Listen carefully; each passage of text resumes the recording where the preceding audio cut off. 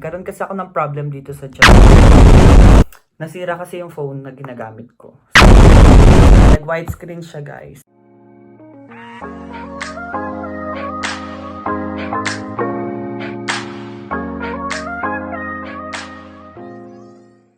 Ohayo gozaimasu, konnichiwa, konbanwa minasan, Maku desu. So today, I am going to share to you a very sad story. Few days ago, medyo nalungkot ako kasi nasira yung phone ko. Ito yung phone ko. Nasira siya, guys. Yung iPhone 13 Pro Max ko. So, ayan. Ayaw niya gumana. Ayan. I don't know kung gagana siya. Ayan. Ayun, guys. So, ayaw niya gumana. Nasira yung phone ko. Ginawa ko na lahat ng paraan. Nanood ako ng mga YouTube videos. Hindi ko alam kung ba't siya nasira. Hindi naman siya nalaglag or what. Parang nag-update lang ako. Tapos, yan, nag-widescreen na siya. Ayaw niya na gumana. So, ayun. Medyo malungkot lang kasi ang dami kong memories sa phone na to. Yung mga photos, mga pictures ng family ko, ng mga friends ko. So, nandito sila lahat. Basta mga memories. Alam niyo naman, di ba? Ano kasi akong tao, kumbaga parang very sentimental ako when it comes to special events or mga events na nangyayari sa buhay ko. So, I always take a picture of it. And then, yun, hindi ko naman masyado lahat na-upload sa Facebook. Pero, nasasayangan lang ako kasi syempre, wala na lahat.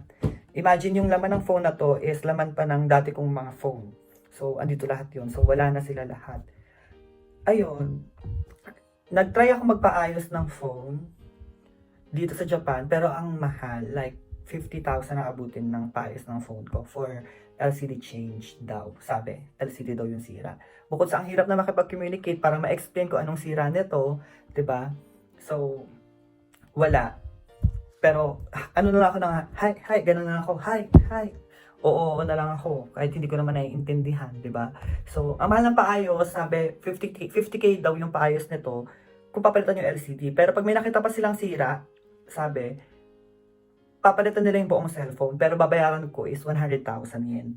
So, ang mahal, di ba? Imagine. So, parang bumili ka na rin ng bagong phone. Kasi dito yung parang iPhone 13 Pro Max dito, parang nag-range siya ng 135 to 145,000 yen. Parang ganon.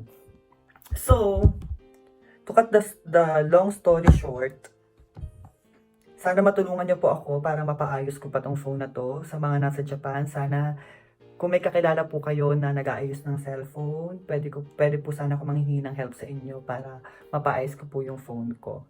Ayun. Dahil sira yung cellphone natin at wala tayong magamit na phone, bumili na lang po ako ng bagong cellphone at ito po yung binili ko.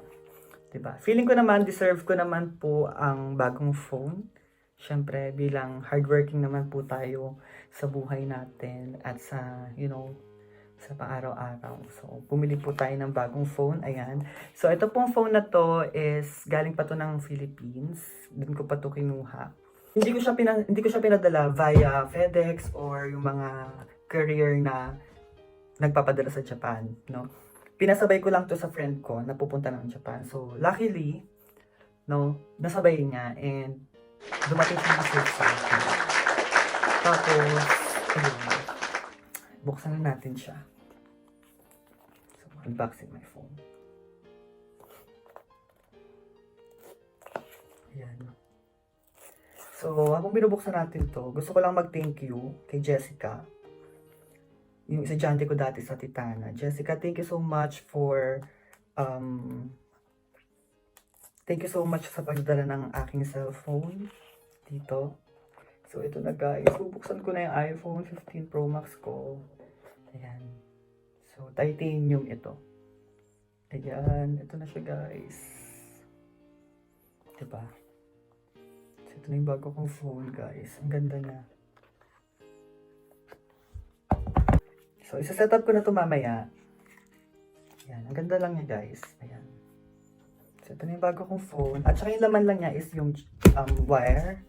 At saka itong parang lagayan ng sticker, at saka yung manual, at saka yung pin, at saka yung, yung charging wire, yung cord niya.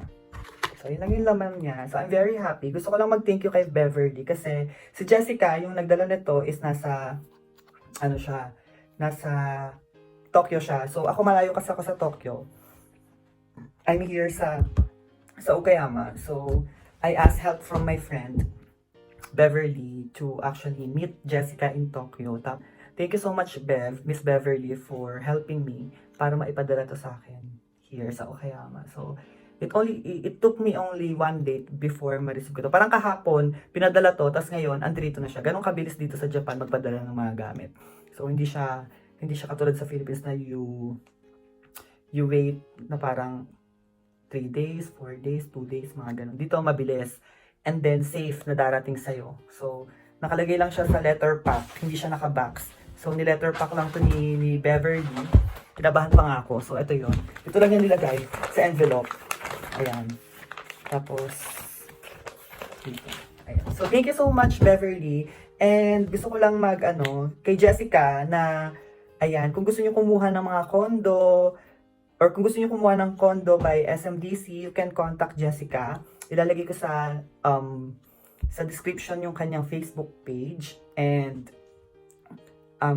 mga nagbabalak bumili ng condo, kumuha ng condo, ayan. Si Jessica ang bahala sa inyo, tutulungan niya kayo. Yung isa siyang real estate agent under SMDC. So if you're planning to buy a condominium or a property, just contact Jessica Abad.